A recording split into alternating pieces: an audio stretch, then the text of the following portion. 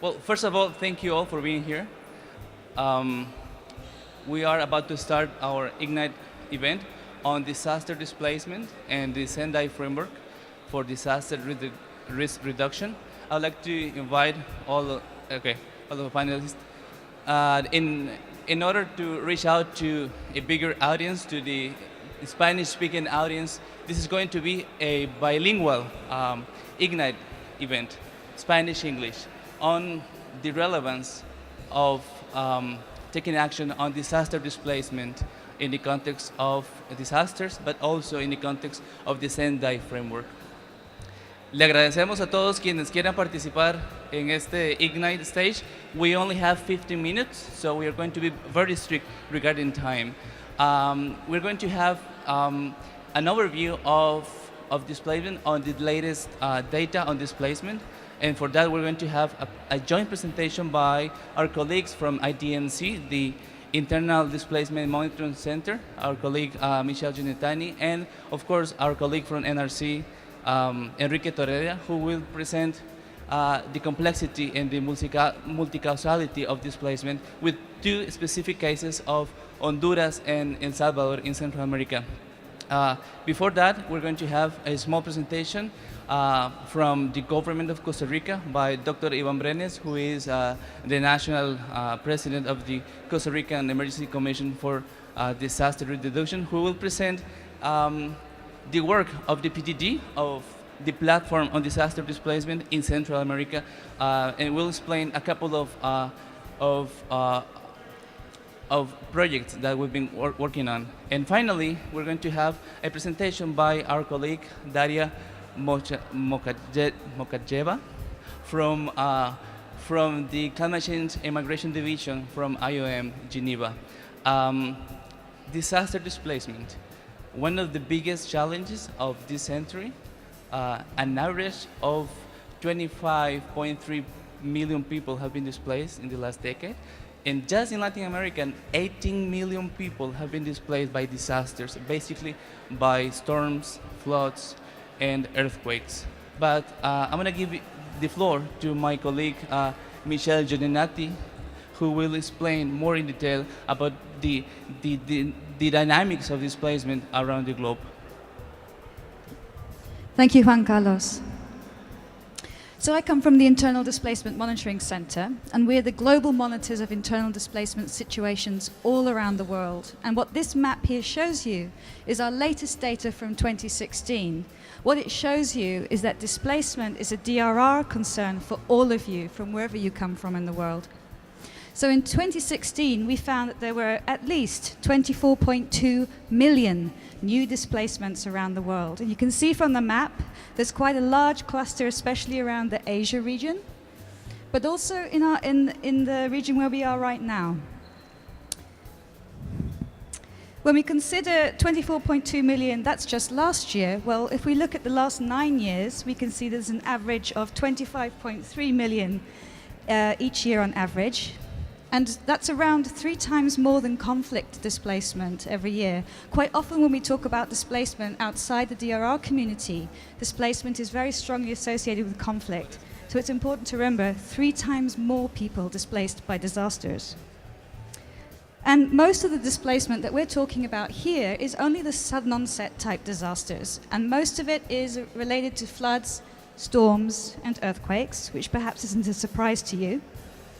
And just to give one example from last year, if you could change the slide. This is the impact, this map is showing the impact of Hurricane Matthew through the Americas last year. You see these huge bubbles around the US, Cuba, and Haiti. And Haiti, amongst those countries, of course, already being a highly vulnerable population. But what we also see from our global mapping, also considering conflict situations, is that in many countries around the world, people are experiencing displacement related to both conflict and disaster. And this isn't capturing the slow onset type hazards like drought, for example, and its impacts on food insecurity and livelihood insecurity. So what we see, wherever you see these two colors, the blue is the disasters, the orange is conflict. And in many places, there's a mixture of things, multiple drivers, in fact, influencing people's movements. And so I'd like to hand over to Enrique, my colleague here from Norwegian Refugee Council, working here in the region, for some very practical, real examples. Buenas tardes, muchas gracias por estar aquí. Yo les quería presentar un caso de estudio que como Norwegian Refugee Council, Consejo Noruego para Refugiados, estamos llevando a cabo en Honduras. En un consorcio con Save the Children y Plan International y con fondos de DIPECO, estamos trabajando en una comunidad, en varias comunidades de de El Salvador, Honduras y Guatemala, pero concretamente les voy a poner el caso de Honduras. En San Pedro Sula trabajamos en una comunidad donde hay personas que se desplazaron en su momento debido a la sequía que hay en Honduras y se dirigieron a la ciudad y acabaron ubicándose en estas comunas que están en el cinturón de la ciudad. En esta comuna, concretamente se llama Bordo de Santa Ana, hemos estado trabajando, por un lado, con la comunidad y con las autoridades para que puedan implementar los principios de protección en la respuesta y la gestión de desastres. Pero también hemos empezado a trabajar el tema de cómo responder a desastres en comunidades violentas que son, en muchos casos, en Honduras y en El Salvador, dominadas por maras y pandillas.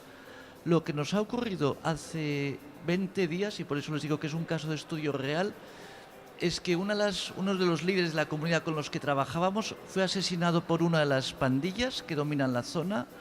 A partir de ese momento se desencadenó una batalla entre pandillas.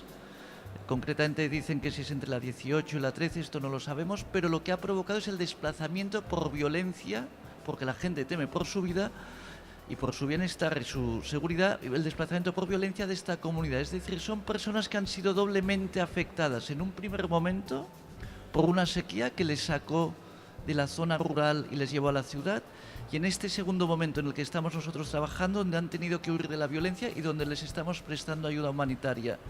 Este escenario de la doble afectación es muy común en Latinoamérica. Particularmente es muy grave en estos momentos en Centroamérica, en el llamado Triángulo Norte-Centroamérica, pero también lo podríamos ver, por ejemplo, en el caso de Haití. En Haití muchas personas salieron debido al terremoto, salieron hacia Brasil, y ahora en Brasil, debido a la situación económica y social, están huyendo hacia Estados Unidos. Estas personas, al mismo tiempo que se están desplazando por segunda o tercera vez, les surgen situaciones muy complejas en el tránsito, donde surgen nuevas necesidades de protección y nuevas necesidades humanitarias que cubrir. Por lo tanto, cuando aquí en el continente hablamos de desplazamiento, y hablar de desplazamiento puramente por desastres o puramente por violencia es a veces simplificar demasiado la realidad. La realidad es mucho más compleja y nos demuestra que la hemos de afrontar de diferentes ángulos. No sé si ya... Thank you so much, Enrique, for this presentation. So basically, this is a complex phenomenon, right? It's not only a disaster that displaces people, but if you combine that with violence and inequality, poverty, so the issue is more complex. I'd like to invite Dr. Iván Brenes from the government of Costa Rica, who will present. Now we have the numbers that Michelle presented, but now we're going to briefly present a couple of experiences of countries who are taking some steps regarding the protection of these people displaced by disaster. In just 2 minutes. Bueno, buenas tardes, muchas gracias. Para Costa Rica el tema de personas desplazadas por desastres es un tema de derechos humanos, y en los últimos años hemos realizado un proceso de fortalecimiento y acercamiento con la iniciativa Nansen, con quienes suscribimos un convenio por medio del cual el enlace regional para la región centroamericana se ubica dentro de la Comisión Nacional de Emergencias, la cual yo soy el presidente.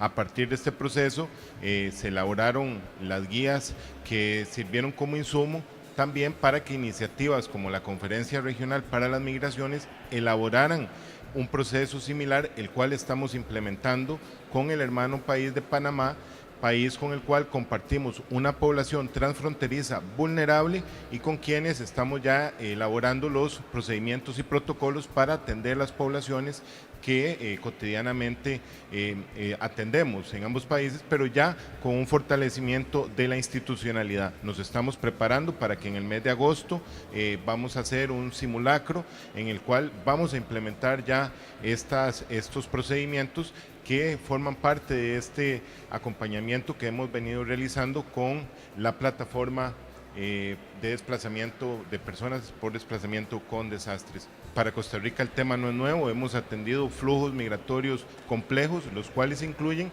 las personas principalmente de Haití que han migrado desde Brasil hacia América del Norte, y pues en el último año Costa Rica ha dado atención humanitaria a más de 30,000 personas también debido a estos distintos procesos. Thank you so much, Dr. Brenes, for sharing with us these sort of initiatives supported by the platform on disaster displacement. And finally, it is important to say that the guides that Dr. Brenes mentioned are a guide adopted in the context of the Regional Conference on Migration, and one of these scenarios has to do with the protection of migrants already living or in transit in a country affected by a disaster. And for this, I'd like to call my colleague Daria from IOM, who will explain what are the initiatives that they're working on this scenario of migrants caught up in a disaster affected country. Daria. Thank you. Good afternoon. My name is Daria Mokhnachova. I work for the International Organization for Migration. I would like to present another situation, another way of looking at the links between migration and displacement in the context of disasters. The regional guide for the protection of migrants, of displaced people in the context of disasters that was developed under the Nansen Initiative looks into three situations. The later of it is foreigners who find themselves in a country which experiences disasters. So another state-led initiative worked specifically to address the challenges that migrants caught in a country in crisis face. So indeed, migrants often face specific obstacles for reaching safety in a context of disasters. This may be linked to the fact that they don't understand the language, the fact that they don't have the necessary documentation or the necessary resources to access support when they find themselves in a foreign country experiencing a disaster. They may also be overlooked in prevention, preparedness, and recovery efforts in host countries. At the same time, the Sendai Framework for Disaster Risk Reduction also recognized the important contributions of migrants towards local development and disaster risk reduction in their host countries. So, therefore, including migrants in DRR should really be a priority for all DRR actors, and this means both making sure that migrants receive assistance, they receive access to early warning systems, receive support and assistance in dealing with the challenges that they face. And the other one is to make sure that the DRR strategies also incorporate, take into account the incredible contributions that migrants can bring through their investments, through their skills and through their ideas. The different states came together in 2014 to provide concrete, actionable guidance on how to prepare and respond to disasters and support migrants caught in countries in crisis. So these are the MICIC guidelines that were developed in 2016, and today I'm very happy to present a new report that was just released together with the Council of Europe, and that provides very concrete examples in 20 countries of how migrants have been incorporated in disaster risk reduction. We have a few publications here. It's also available online, and a representative of the Council of Europe and myself are here to provide any additional information. Thank you very much. Thank you so much, Daria. Y como vieron, efectivamente el fenómeno es bastante complejo. 25.3 millones de desplazados al año en los últimos 10 años por desastres. Es un reto bastante grande, pero afortunadamente algunos países ya están tomando cartas en el asunto y están implementando iniciativas para abordar este complejo reto. Muchas gracias a todos. Thank you all for being here, and thank you.